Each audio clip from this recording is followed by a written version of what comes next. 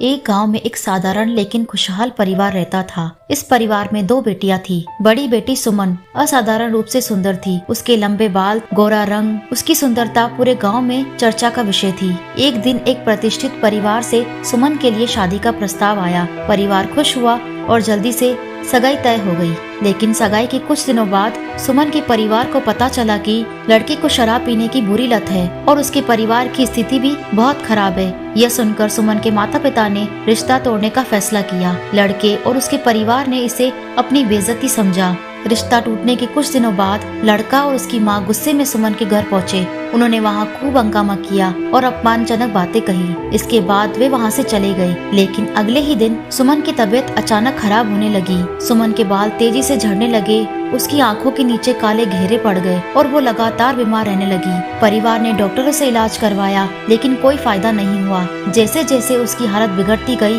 परिवार को लगने लगा कि ये कोई साधारण बीमारी नहीं है। इन्होंने बहुत कोशिश करी लेकिन वो ठीक ही नहीं हो रही थी। फिर इन्होंने सोचा कि इसकी शादी कर दी जाए, लेकिन वो शादी के लिए बिल्कुल मना करने लगी। वो कहने लगी, मेरी शादी हो चुकी है, मैं दोबारा शादी नहीं करूंगी। उसकी ऐसी बातें सुनकर वो लोग बहुत आश्चर्य में पड़ जाते थे। ऐसे करते करते 1 साल बीत गया। सुमन की हालत और बिगड़ने लगी। परिवार को लगने लगा कि यह कोई साधारण बीमारी नहीं है। आखिरकार सुमन के माता पिता ने अपने गुरुजी से मदद मांगी। गुरुजी ने उनके घर की ऊपरी जांच करने को कहा। जब उन्होंने सुमन के पलंग की जांच की तो वहाँ चारों तरफ कागज की पर्चियाँ मिली। उन पर्चियों पर खून से लिखा था, तुम्हें अपनी खूबसूरती पर घमंड है, तुम्हारा घमंड टूटेगा, तुम अपनी सुंदरता कभी नहीं देख पाओगी, तुम्हारी शादी कहीं नहीं होगी। गुरुजी ने ये सब देखकर कहा, ये काला जादू है, तुमने बहुत देर कर दी है। हालांकि मैं एक उपाय बताऊंगा लेकिन इसके सफल होने की गारंटी नहीं है। गुरुजी ने सुमन को विशेष जल में स्नान करने और प्रार्थना करने को कहा, लेकिन सुमन की हालत में कोई बदलाव नहीं हुआ।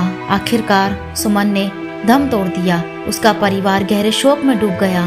गुरुजी ने कहा, अगर तुम समय रहते मेरे पास आते तो शायद सुमन को बचाया जा सकता था। ये कहानी है अनन्या की, जिसकी 3 महीने की प्रेगनेंसी है। अनन्या सोफे पर बैठी है और अपने 3 महीने के गर्भ को सहला रही है। उसके चेहरे पर हल्की मुस्कान है, लेकिन थोड़ी देर में उसकी मुस्कान चिंता में बदल जाती है। अनन्या को अभी 3 महीने गर्भ था, लेकिन उसके दिल और दिमाग में अजीब अजीब ख्याल आने लगते हैं। पहले उसने सिर्फ अपना वहम समझकर नजरअंदाज कर दिया, लेकिन धीरे धीरे सब कुछ बदलने लगा। अनन्या घर के अंदर इधर उधर टहलती है। अचानक उसे महसूस होता है कि कोई उसे घूर रहा है। वो फौरन पीछे मुड़ती है, लेकिन वहाँ कोई नहीं होता। फिर अनन्या अपने कमरे में रात को बैठी होती है, घबराई हुई बुदबुदाती है, ये सब मेरा वहम है, शायद मुझे ज्यादा नहीं सोचना चाहिए। एक शाम अनन्या अपनी सास के साथ सुनसान सड़क पर गाड़ी चला रही होती है। सड़क एकदम खामोश है। अचानक गाड़ी के सामने एक छाया आ जाती है। वह घबराते हुए तेजी से ब्रेक लगाती है। उसका चेहरा डर से सफेद हो जाता है। उसकी सास उसका हाथ पकड़कर पूछती है, तुम ठीक हो?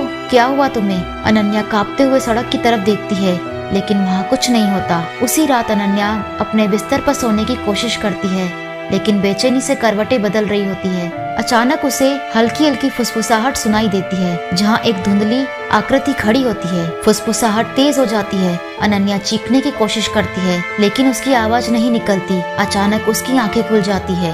भगवान का शुक्र है, ये सिर्फ एक सपना था, वो धीरे से कहती है। वो अपने डर को शांत करने के लिए रसोई में जाती है, दूध का गिलास भरती है और एक घूंट लेती है। तभी अचानक किसी का हाथ उसके पैरों को नीचे से पकड़ लेता है। अनन्या का चेहरा डर से फ्रीज हो जाता है। वो छुड़ाने की कोशिश करती है, लेकिन वो उसे खींचकर सीढ़ियों की तरफ ले जाता है। वह चीखती है और सीढ़ियों से गिर जाती है।